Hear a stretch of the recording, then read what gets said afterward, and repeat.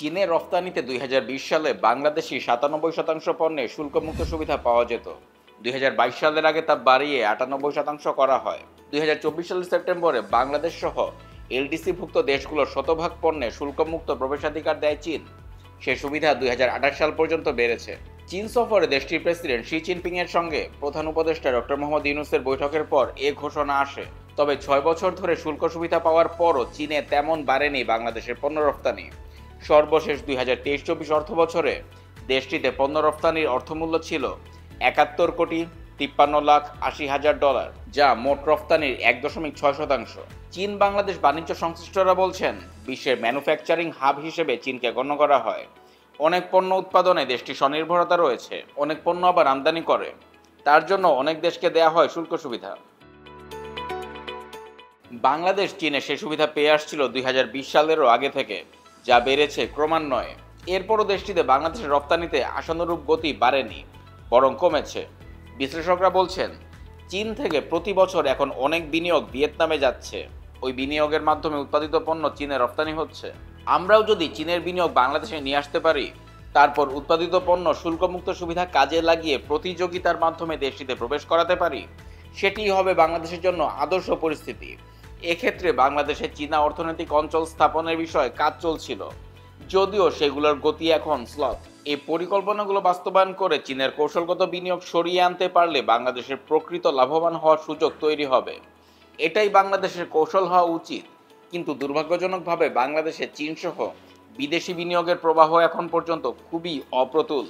Centre for policy dialogue সিপিডির সম্মাননীয় ফেলো অধ্যাপক মোস্তাফিজুর রহমান বণিক বার্তাকে বলেন, LDC গ্র্যাজুয়েশনের পর যদি কোনো দেশ ঐচ্ছিকভাবে শুল্কমুক্ত সুবিধা প্রবেশাধিকার দিতে চায়, তারা সেটা দিতে পারে। যেমন ইউরোপীয় ইউনিয়ন বলছে গ্র্যাজুয়েশনের পর ৩ বছর সুবিধা পাবে বাংলাদেশ। যুক্তরাজ্য বলছে ৩ বছরের জন্য এ সুবিধা দেয়া হবে। সে ধারাবাহিকতায় চীন বলছে ২০২৮ বা ২ বছরের জন্য শুল্কমুক্ত সুবিধার আওতায় বাংলাদেশ থাকবে। প্রথমে ৬৩% পণ্যের ক্ষেত্রে চীনে শুল্কমুক্ত সুবিধা পেত বাংলাদেশ, তারপর দিত ৯৭% পণ্যের জন্য। ২০২২ সালের পর থেকে প্রায় সব পণ্যের জন্যই শুল্কমুক্ত সুবিধা দিচ্ছে। এ সুবিধাই এখন অব্যাহত থাকবে ২০২৮ সাল পর্যন্ত।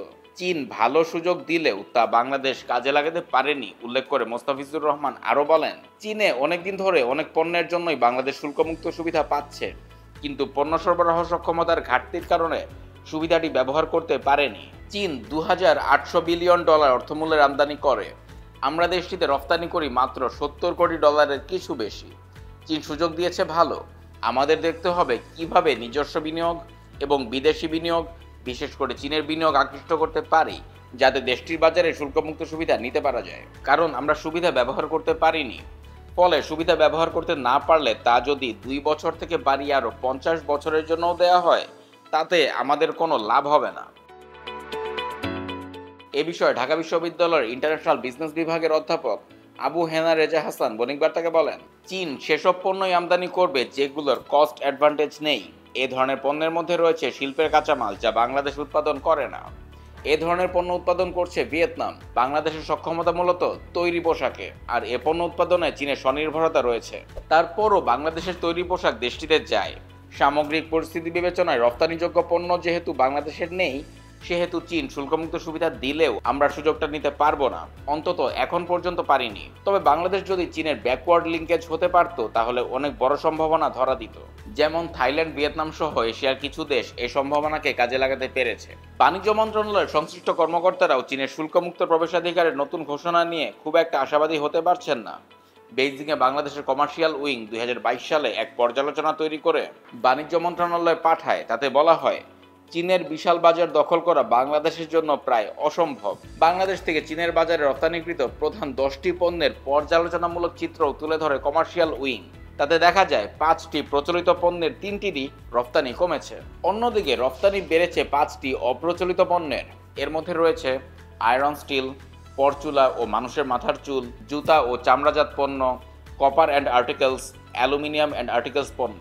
বাংলাদেশের পাট পণ্যেরও চীনে ব্যাপক সম্ভাবনা রয়েছে বলে জানিয়েছেন বাণিজ্য উপদেষ্টা শেখ বশির উদ্দিন। বণিক বার্তাকে তিনি বলেন, চীনের দেয়া সহায়ক শুল্ক নীতি কাজে লাগিয়ে বাণিজ্য বহুগুণ বাড়ানো সম্ভব। আমরা যদি শুধু পাট পণ্যকে বিবেচনায় নেই, এ পণ্যের সর্ববৃহৎ বাজার হতে পারে চীন। এখনও তুরস্কের পর চীনই বাংলাদেশের পাট পণ্যের দ্বিতীয় বৃহত্তম বাজার।